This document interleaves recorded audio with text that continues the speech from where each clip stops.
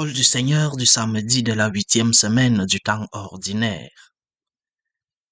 Évangile de Jésus-Christ selon saint Marc. Marc chapitre 11, versets 27 à 33. En ce temps-là, Jésus et ses disciples revinrent à Jérusalem. Et comme Jésus allait et venait dans le temple, les grands prêtres, les scribes et les anciens vinrent le trouver. Ils lui demandaient: par quelle autorité fais-tu cela? Ou alors, qui t'a donné cette autorité pour le faire? Jésus leur dit: je vais vous poser une seule question.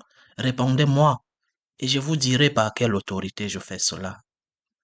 Le baptême de Jean venait-il du ciel ou des hommes? Répondez-moi. Il se faisait entre eux ce raisonnement. Si nous disons du ciel, il va dire: pourquoi donc n'avez-vous pas cru à sa parole? Mais allons-nous dire des hommes?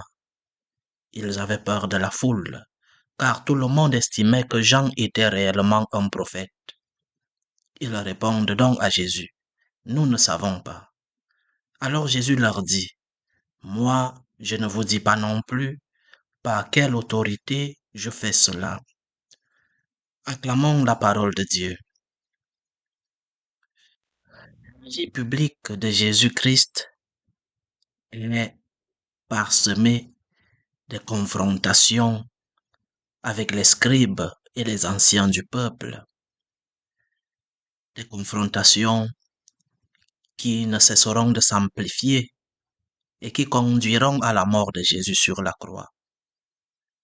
Des confrontations sur qui il est, sur ce qu'il fait, sur ce qu'il dit, sur sa nature. Des confrontations même sur le bien qu'il fait. Tant de confrontations que nous lisons dans les Saintes Écritures. Mais la question centrale de l'évangile d'aujourd'hui, la question centrale de la confrontation d'aujourd'hui est la question de l'autorité. Les grands prêtres, les scribes et les anciens, tous ensemble, si l'on s'en tient au texte de saint Marc, demandent à Jésus par quelle autorité il enseigne librement dans le temple. Nous voyons hier comment le Christ était jaloux de la maison du Seigneur qui avait été transformée en maison de bandits. L'autorité. Par quelle autorité Jésus enseigne-t-il? Par quelle autorité Jésus peut-il expulser les vendeurs du temple? Par quelle autorité fait-il des miracles? Par quelle autorité enseigne-t-il? Il enseigne avec autorité et ils le reconnaissent.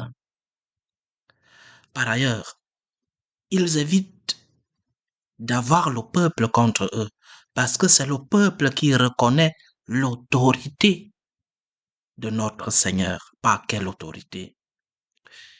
Qui est Jésus? C'est la question ultime. Qui est Jésus? Parce que l'autorité, parfois, nous le confondons en pouvoir. L'autorité ici, ce n'est pas le pouvoir. Parce que le pouvoir, nous le voyons, certains peuvent l'obtenir par la force, par les armes, par les élections. Il y a même le pouvoir charismatique, le pouvoir naturel, le pouvoir héréditaire. Ici, nous ne parlons pas de pouvoir. Nous parlons d'autorité, c'est-à-dire de la légitimité. Jésus est-il légitime de faire tout ce qu'il fait? Oui, parce qu'il est Dieu. Dans le fond, la question ici, c'est qui es-tu? Qui es-tu? Parce qu'il est Dieu, il l'enseigne comme Dieu. Parce qu'il est Dieu, il peut faire des miracles. Parce qu'il est Dieu, il peut pardonner des péchés. Parce qu'il est Dieu, il peut donc purifier le temple qui était plein de bandits. Donc, Jésus est Dieu et son autorité vient de sa divinité. Son autorité vient du fait qu'il est celui-là, le Messie attendu, celui-là que le Seigneur a envoyé pour libérer son peuple et pour le sauver. Jésus est Dieu et son autorité vient de sa divinité. Ne l'oublions pas, il est Dieu. Le Verbe s'est fait chair.